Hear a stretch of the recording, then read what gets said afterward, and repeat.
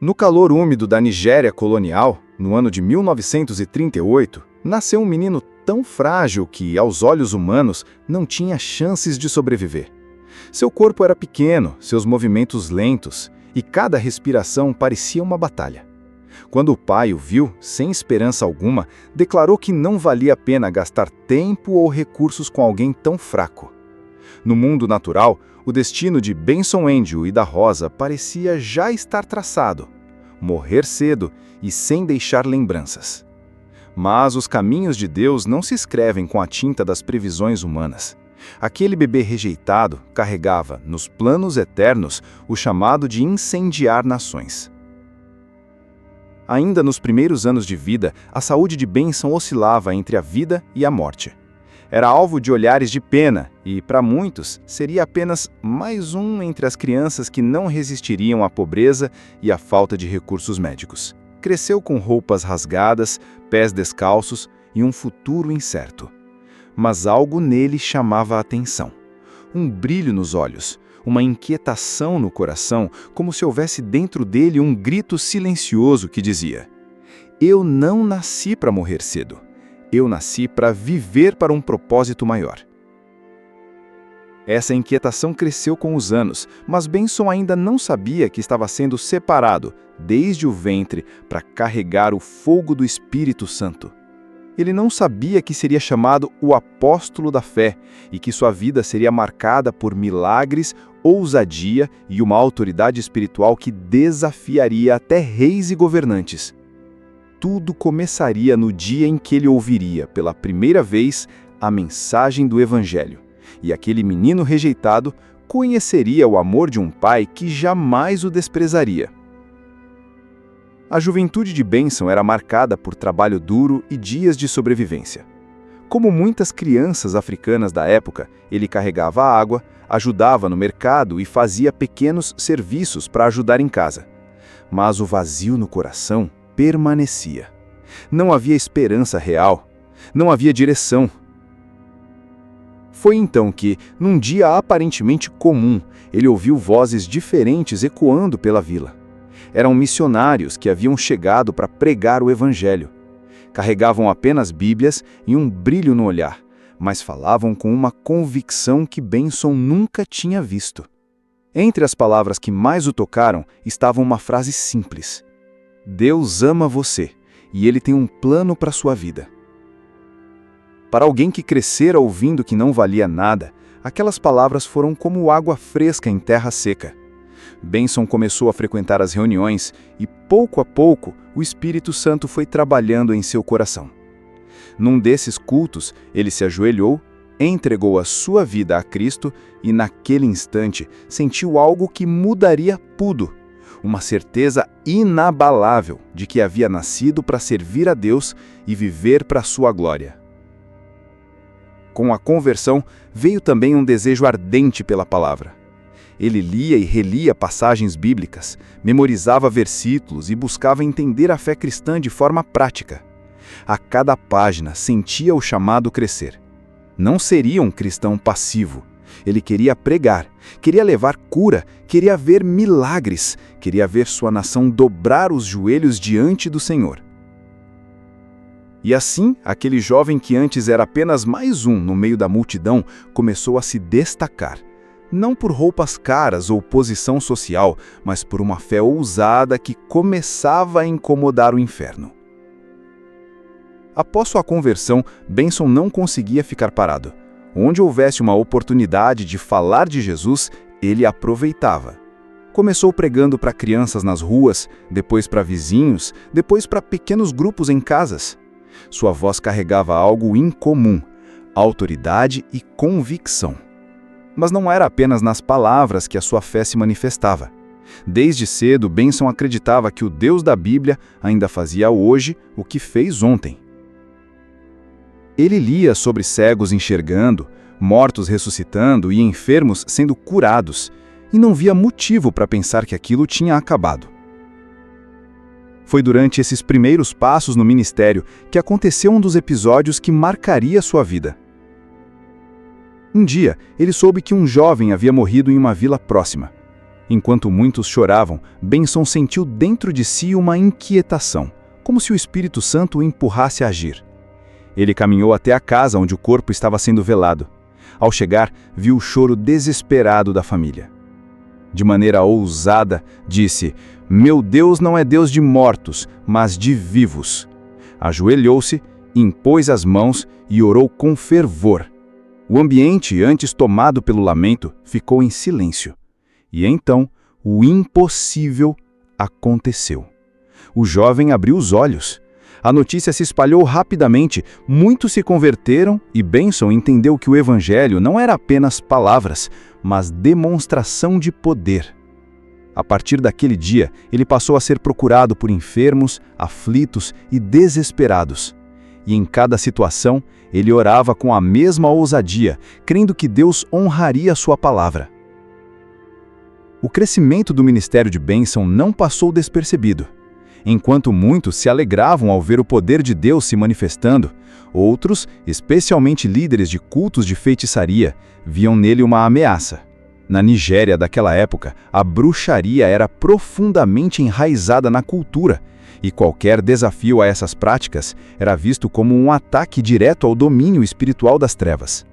E foi nesse cenário que surgiram histórias que se tornariam lendárias. Dizem que, certa vez ao planejar uma cruzada em uma cidade, líderes de sociedades ocultas enviaram um recado: "Se você pisar aqui para pregar, você vai morrer." A resposta de Benson foi curta e cortante: "Preparem o estádio e vamos ver quem vai morrer." No dia marcado, o local estava lotado. Muitos vieram para ouvir o Evangelho, outros apenas para ver se a ameaça contra ele se cumpriria. Benson pregou com autoridade, proclamando que Jesus tinha todo o poder sobre as forças das trevas. Testemunhas contam que naquela noite, vários feiticeiros se renderam a Cristo e a cidade nunca mais foi a mesma.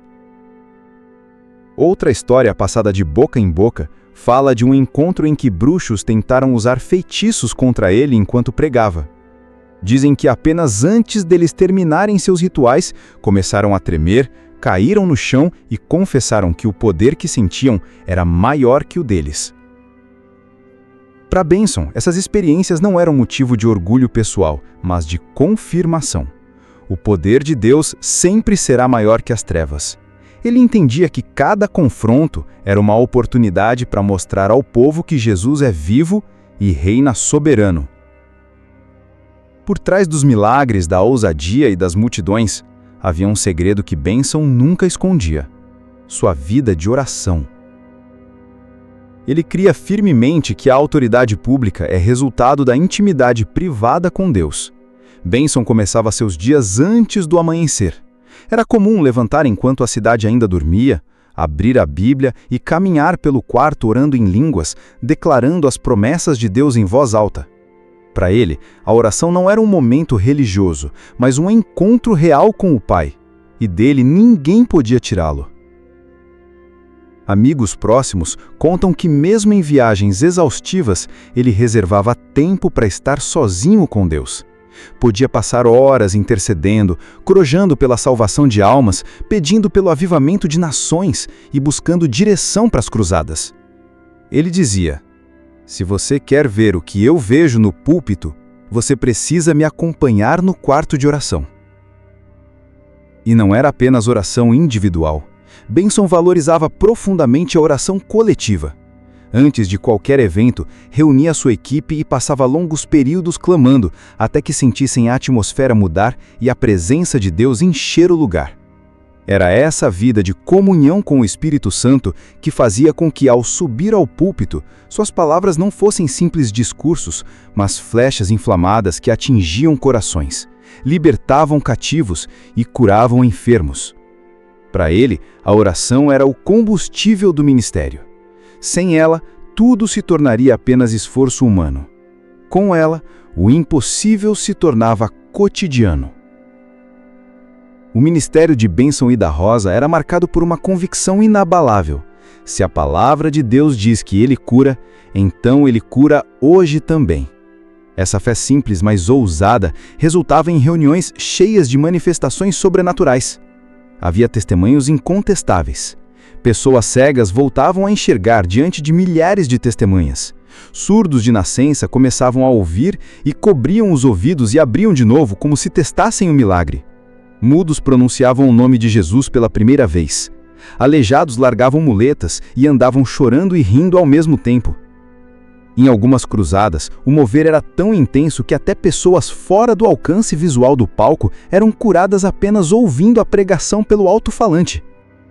Mas também havia as histórias que corriam de boca em boca e aumentavam o senso de reverência ao seu ministério. Dizem que certa vez, em uma reunião, uma mulher com câncer terminal foi trazida em estado crítico. Bênção Ida Rosa teria imposto as mãos sobre ela e, na hora, a cor do seu rosto mudou, a respiração voltou ao normal e ela se levantou completamente curada. Outra história popular diz que em uma aldeia remota, Benson orou por um homem que havia perdido uma perna. Segundo contam, enquanto orava, a perna começou a crescer diante dos olhos dos presentes até ficar do mesmo tamanho da outra. E ainda circula o relato de que em um de seus eventos ele teria parado no meio da pregação, apontado para um homem que estava escondido no meio da multidão e dito detalhes da sua vida, incluindo o pecado secreto que ele estava vivendo, e naquele instante o homem caiu de joelhos em arrependimento e se converteu. Seja nos milagres confirmados ou nas histórias que se tornaram lendas, uma coisa era certa. Onde Benson pregava, o nome de Jesus era exaltado e o poder de Deus se manifestava. Com o crescimento do seu ministério na Nigéria, Benson Ida Rosa começou a receber convites de todo o mundo. Ele entendia que o Evangelho não tinha fronteiras e que sua missão era levar a chama do avivamento a todas as nações. Ele viajou por mais de 140 países, pregando em estádios, igrejas, universidades e até parlamentos. Era comum vê-lo diante de multidões de dezenas de milhares de pessoas, falando com a mesma paixão e autoridade com que pregava para um pequeno grupo em uma aldeia africana. Benson tinha um estilo direto, sem rodeios. Não importava se estava diante de presidentes, empresários ou pessoas humildes, ele sempre apontava para Cristo como a única solução para o homem. Durante uma cruzada nas Filipinas, testemunhas dizem que ele orou por uma jovem que estava em uma cadeira de rodas desde a infância. No momento da oração, ela se levantou e começou a caminhar, e a notícia se espalhou tão rápido que as ruas ficaram congestionadas com pessoas correndo para ver o milagreiro africano. Em outra viagem, dessa vez à Índia, contam que uma reunião precisou ser interrompida porque a multidão rompeu as barreiras para tentar tocar nele. Muitos afirmavam que, ao encostar em suas roupas, sentiram dores desaparecerem instantaneamente. Seu impacto não era apenas espiritual, mas também inspiracional. Muitos jovens pregadores, ao verem seu exemplo, decidiram deixar carreiras promissoras para se dedicar integralmente ao ministério. Benson repetia sempre: se a sua visão não assusta você, então ela não é grande o suficiente para Deus. Ao longo dessas viagens, ele não apenas pregava e orava por enfermos, mas também treinava líderes, fundava igrejas e incentivava a plantação de ministérios autossustentáveis. Seu alcance se tornou verdadeiramente global, e o nome de Jesus foi anunciado em lugares onde o Evangelho era pouco conhecido. Com a fama e o impacto mundial, vieram também oposição e críticas ferozes. Alguns líderes religiosos diziam que Benson era arrogante demais por pregar com tanta ousadia. Outros questionavam seus milagres, acusando-o de enganar as pessoas. Havia até quem o denunciasse às autoridades, tentando impedir suas cruzadas. Mas Benson não se intimidou. Certa vez, um político local tentou impedir um grande evento evangelístico, ameaçando prendê-lo se pregasse. Benson respondeu com calma: você não pode prender o Evangelho. E se me prender, vou transformar a cadeia em igreja. Além da oposição externa, ele também enfrentou provas pessoais. Em um período crítico, sofreu um grave problema de saúde que quase o impediu de viajar. Muitos achavam que ele diminuiria o ritmo, mas para surpresa de todos, ele voltou às viagens ainda mais determinado, dizendo: enquanto houver fôlego nos meus pulmões, pregarei a Cristo. Outro momento marcante foi quando recebeu críticas por seu estilo de vida. Ele acreditava que um servo de Deus podia viver com dignidade, e por isso não escondia as bênçãos que recebia. Isso incomodava alguns, mas ele dizia: a pobreza não é sinônimo de santidade. Se eu servo ao rei, por que viver como mendigo? Mesmo com toda a pressão, Benson não cedeu. Sua fé era inabalável e sua ousadia inspirava milhares. Ele encarava cada crítica como oportunidade para reafirmar a mensagem que carregava, que Jesus Cristo é o mesmo ontem, hoje e eternamente. Dizem que, em privado, ele chorava diante de Deus pedindo apenas uma coisa: que o seu coração nunca fosse contaminado pelo orgulho ou pela amargura. Essa era a base da sua força, uma vida de oração que sustentava o homem público. Benson e da Rosa entendia que avivamento sem discipulado não sustenta a transformação. Ele sabia que era preciso levantar líderes preparados, não apenas pregadores emocionados. Foi assim que nasceu a Benson e da Rosa University, uma instituição cristã voltada para formar profissionais e ministros com excelência acadêmica e caráter bíblico. Ele dizia: não basta pregar, é preciso educar. A ignorância é um inimigo tão perigoso quanto o pecado. Além da universidade, Benson criou escolas primárias e secundárias, onde as crianças aprendiam tanto matemática e ciências quanto princípios da palavra de Deus. Sua visão era que desde cedo a próxima geração fosse moldada pelo Evangelho. Ele também fundou o All Nations for Christ Bible Institute, um centro de treinamento ministerial que já enviou missionários para dezenas de países. Muitos líderes africanos que hoje pregam para multidões foram seus alunos diretos. Benson não apenas ensinava teologia, ele treinava seus discípulos na fé prática. Contam que durante uma aula perguntou a um aluno: "Você crê que Deus pode te usar para curar um enfermo agora?" O aluno hesitou e Benson o levou até um hospital para orar por pacientes. O aluno voltou transformado, nunca mais duvidando do poder de Deus. Para ele, o conhecimento sem aplicação era como uma espada enferrujada. Por isso, suas escolas não formavam apenas intelectuais, mas homens e mulheres cheios do Espírito Santo.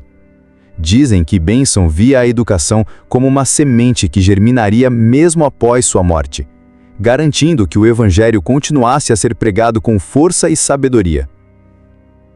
Com os anos, Benson e da Rosa continuou firme no propósito que Deus lhe deu. Mesmo com a saúde debilitada, ele nunca desacelerou. Sabia que seu tempo aqui era limitado, mas sua visão era eterna.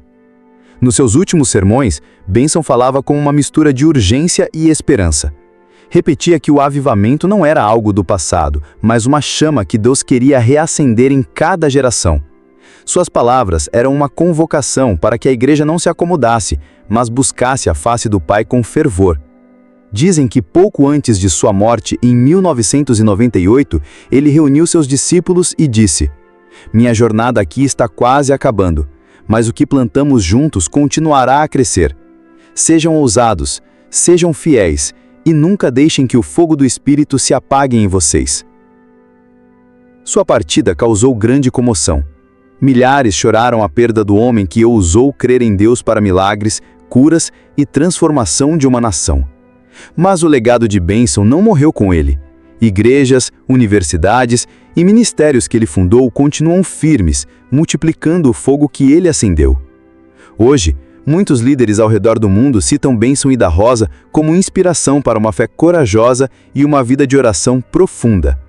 Seu exemplo permanece vivo, como um chamado à ousadia, à fidelidade e à dependência total do Espírito Santo. Assim termina a história do apóstolo da fé da África, um homem que mostrou que com Deus não há impossíveis.